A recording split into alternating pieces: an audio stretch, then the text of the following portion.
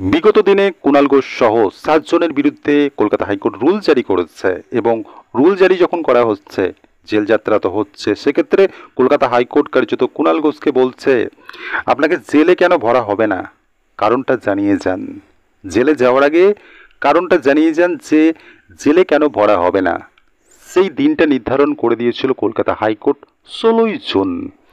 সেই দিন কিন্তু কুণাল ঘোষ কলকাতা হাইকোর্টে যাচ্ছে এবং অপ্রত্যাশিতভাবে দেখা যাচ্ছে সেই যে 3জন বিচারপতির বেঞ্চ, সেই বেঞ্চের একজন বিচারপতি অসুস্থতার কারণে আসতে পারছেন না কলকাতা হাইকোর্টে। কার্যত সেই দিন কিন্তু এই যে মামলার শুনানি সেটা হচ্ছে না, কুণাল ঘোষকে জবাবদিহি করতে হচ্ছে না। তো বিগত দিনে কিন্তু কলকাতা হাইকোর্ট এই জিনিসটা স্পষ্ট করে দিয়েছিল কুণাল ঘোষকে 16ই জুন কলকাতা হাইকোর্টে আসতে হবে, নির্দিষ্ট সময়ে বেলা 12টার আগে চলে আসতে হবে। কার্যত হাজিরা দেওয়াটা একদম নিশ্চিত কড়া ভাষায় কলকাতা হাইকোর্ট কুণালকে জানিয়েছিল। কুণাল কিন্তু তড়িঘড়ি একদম পৌঁছে যায় কলকাতা হাইকোর্টে আইনজীবী নিয়ে। তো স্বাভাবিকভাবেই সেক্ষেত্রে একটা প্রশ্ন কিন্তু আসছিল, কুণাল ঘোষের ভবিষ্যৎ কী হতে চলেছে, তাহলে কি নিঃসন্দেহে জেল যাত্রা হতে চলেছে? সাম্প্রতিককালে কিন্তু এই মামলার শুনানি এখনো পর্যন্ত হয়নি। কুণাল ঘোষের জেল হবে কি হবে না সেটা কিন্তু এখনো পর্যন্ত কলকাতা হাইকোর্টে যতক্ষণ না পর্যন্ত এই যে জবাবদিহি, কলকাতা হাইকোর্ট কিন্তু এখনো পর্যন্ত কুণাল ঘোষকে ডাকেনি। ডেকেছিল যেদিন, সেদিন তো বেঞ্চ বসলো না, অর্থাৎ একজন বিচারপতির অনুপস্থিতির কারণে কিন্তু সেদিন বেঞ্চ বসতে পারলো না। সেই কারণে কার্যত কুণাল হয়তোবা সাময়িক স্বস্তি পেয়েছে, কিন্তু জেল যাত্রার আগে তাকে জবাবদিহি করতে হবে। সেই দিনে কিন্তু নির্ধারণ হয়ে যাবে। এক্ষেত্রে যদি বলা হয় কুণাল ঘোষের জেল হবে না, সেক্ষেত্রে সেটা বলাটাও ভুল হবে। আবার যদি বলা হয় যে জেল হবে, সেক্ষেত্রে সেটা বলাটাও হয়তো বা সমীচীন হবে না, কারণ সম্পূর্ণ বিষয়টাই এখন কলকাতা হাইকোর্টের ওপর নির্ভরশীল। কুণালের জবাবের ওপর নির্ধারণ হবে কুণালের ভাগ্য। জেল যাবে না, জেলের বাইরে যাবে।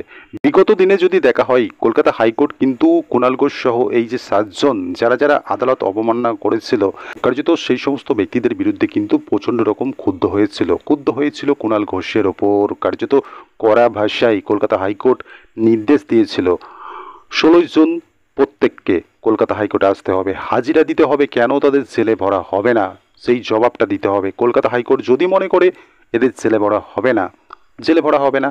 আর যদি কলকাতা হাইকোর্ট মনে করে জেলে ভরে দেওয়া হবে, সেক্ষেত্রে নিঃসন্দেহে তারা তো জেলে যাচ্ছে, এটা তো কেউ আটকাতে পারবে না, কারণ আদালতের ঊর্ধ্বে কেউ না। তার বিরুদ্ধে এখনো রুল জারি রয়েছে, জেলে যে তাকে ভরা হবে না এই জবাবটা কিন্তু এখনো পর্যন্ত কুণাল ঘোষ দিতে পারছে না। কবে কলকাতা হাইকোর্ট ডাকবে, সেক্ষেত্রে সেই দিনই কিন্তু সেই জিনিসটা নিশ্চিত হয়ে যাবে কুণালের ভাগ্যে কি রয়েছে। এবং সাম্প্রতিককালে যদি দেখা হয় কুণাল ঘোষের একজন আইনজীবী কল্যাণ ব্যানার্জি, শাসক দলেরই একজন সাংসদ, সেই কিন্তু কলকাতা হাইকোর্টে প্রশ্ন তুলছে এই যে কুণাল ঘোষের বিরুদ্ধে রুল জারি করছে বেঞ্চ, 3 বিচারপতির বেঞ্চ, সেক্ষেত্রে কোথাও না কোথাও এই যে কুণালের বিরুদ্ধে যে সমস্ত ব্যক্তিদের বিরুদ্ধে মামলা করা হলো, সেক্ষেত্রে আদালত অবমাননার মামলা হলো, কলকাতা হাইকোর্ট স্বতঃপ্রণোদিতভাবে মামলা গ্রহণ করলো আদালত অবমাননার। তো সেক্ষেত্রে কল্যাণ ব্যানার্জি প্রশ্ন তুলছেন বা কলকাতা হাইকোর্টে তিনি এই মামলা প্রসঙ্গে বলছেন, তিনি এই প্রশ্নটা কলকাতা হাইকোর্টে রাখার আগে কিন্তু এমনটা বলে নিচ্ছেন যে আমি যদি কোনো ভুল করে থাকি তাহলে আমি নিঃশর্ত ক্ষমা চাইছি। তারপরেই কিন্তু কল্যাণ ব্যানার্জি এরকম একটা প্রশ্ন করছে, এই যে শাসক দলের নেতার বিরুদ্ধে রুল জারি করা নিয়ে কিন্তু কল্যাণ ব্যানার্জি কিছু যুক্তি খাড়া করছে। সেই প্রসঙ্গে কল্যাণ ব্যানার্জি কি বলছে, তিনি বলছেন প্রধান বিচারপতি বিশেষ বেঞ্চ গঠন করার নির্দেশ দিয়েছিলেন, যেটা প্রশাসনিকভাবে। তো সেক্ষেত্রে কল্যাণ ব্যানার্জি বলছে যেহেতু প্রধান বিচারপতি রুল জারি না করলে এই আদালতের কোনো এখতিয়ার নেই রুল জারি করার। অর্থাৎ তিনি বলতে চাইছেন প্রধান বিচারপতির উচিত ছিল যে রুল জারি করা। কার্যত এই জিনিসটা কিন্তু কল্যাণ ব্যানার্জি কলকাতা হাইকোর্টে বলতে চাইছে। সেক্ষেত্রে রুল জারি করার কথা প্রধান বিচারপতি বলেননি। তো সেক্ষেত্রে এই যে বেঞ্চ যারা রুল জারি করছে এই সমস্ত ব্যক্তিদের বিরুদ্ধে, কুণালের বিরুদ্ধে, সেক্ষেত্রে এটার গ্রহণযোগ্যতা নেই, এরকম একটা বিষয় কিন্তু কল্যাণ ব্যানার্জি কলকাতা হাইকোর্টে বলতে চাইছে।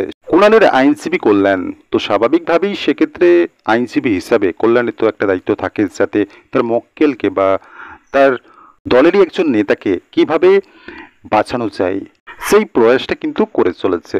সেক্ষেত্রে কলকাতা হাইকোর্ট তার যুক্তিতে কতটা মান্যতা দেবে সেটা তো আগামী বলে দেবে এবং নিঃসন্দেহে কিন্তু জবাবদিহি কুণাল ঘোষকে করতে হচ্ছে এবং সেই দিনটা কিন্তু কলকাতা হাইকোর্ট নির্ধারণ করে দেবে।